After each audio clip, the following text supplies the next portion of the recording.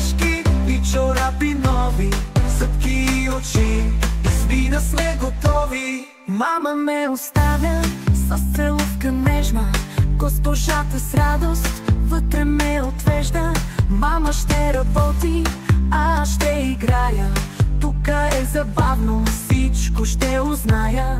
В детската градина госпожите чакат, посрещат ни с усмивка и закуска слагат. Толкова добри са, винаги за смени, сами се храним ние, защото сме големи.